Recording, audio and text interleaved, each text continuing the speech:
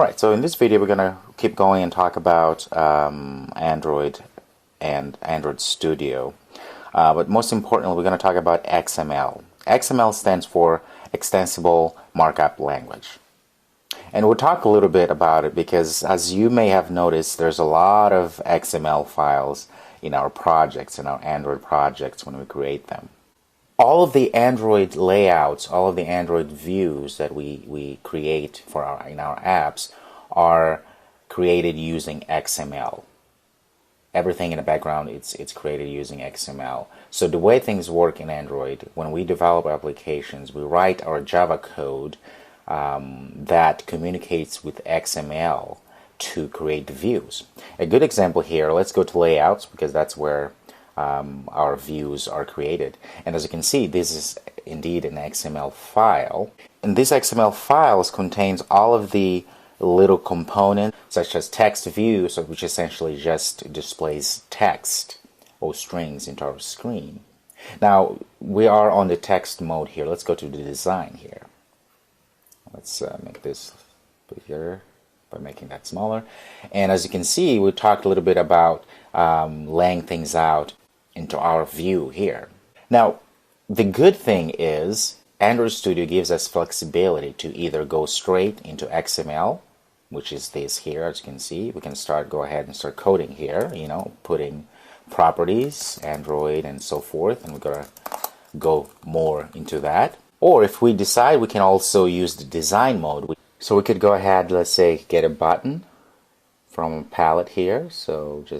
And you notice as we move, Android Studio helps us try to figure out where to center or how to center our objects we put on the screen here, right? And as you can see here, it's green. That means we're at the center. And at the top, you can see say center horizontal, center vertical. So if you drop it there, I just close that. Android usually gives you those errors here. We'll fix that. We have a button here. Let's zoom in a little bit here and let's make everything else a little bit smaller here. Alright, so you have our button there. And you look at here, it tells us it was added a new button here, which is this one here. And if we want to change things on that button, we can go ahead and look at the properties here. We can go ahead and change the background color. So click here and go to System Color. And we can change to this color here. And as you can see, it went and changed everything.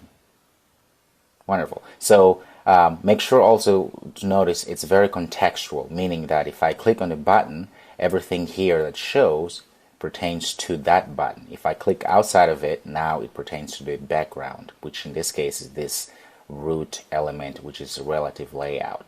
And we'll talk about relative layout at some other time. Okay, and we can go ahead and add, let's say, text. We can go and line it and put it there and click out of that. Some errors. If you get that error, just click out of it. If not, then you're good.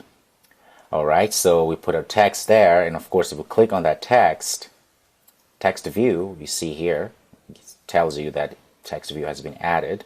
And of course, since we're clicked on that text view, all the properties here are for this text view here. So we can go and change the background to, let's go color, and let's change this to this one here.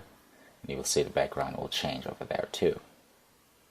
Okay, so you can go ahead and put as many things as you want, and you see things being added as you add them.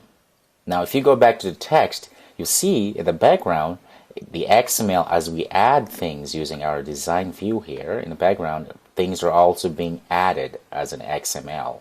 And the good thing, we can also go here and add ourselves by coding. So we can say open angular bracket there and say, let's say button.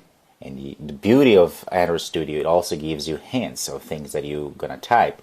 In this case, as we start typing B, it goes and finds the button because it thinks, well, you think you want to also add a button. Instead of us having to type everything, if you just go enter, and it populates everything for you. Is that amazing? And inside here, Android layout width, we put the width. And we can say, let's say we want our width of the button to be 120 dp, which is just pixels.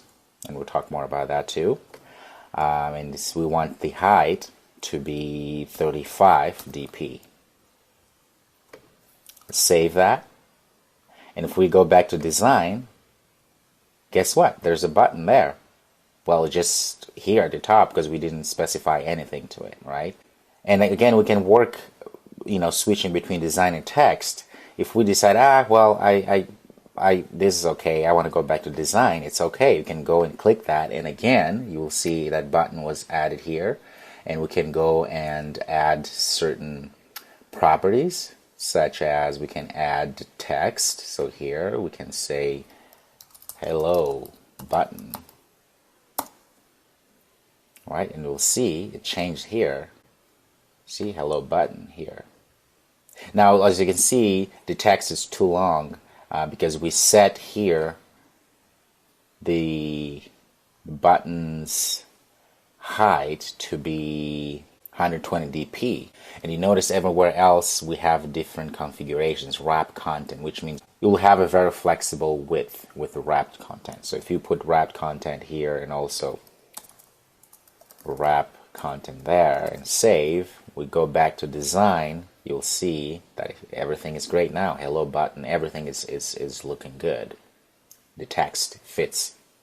You notice also that it ended up adding a lot of other stuff that we didn't add before. Well, that was because, again, as you change things onto the design, in the background, the XML is being added. Wonderful. Alright, so you were able to take a look at how to add a few buttons, a text view, and all of that into our screen. And look at the property and look at the component tree as things are being added. And so good job, congratulations. I'll see you in the next video.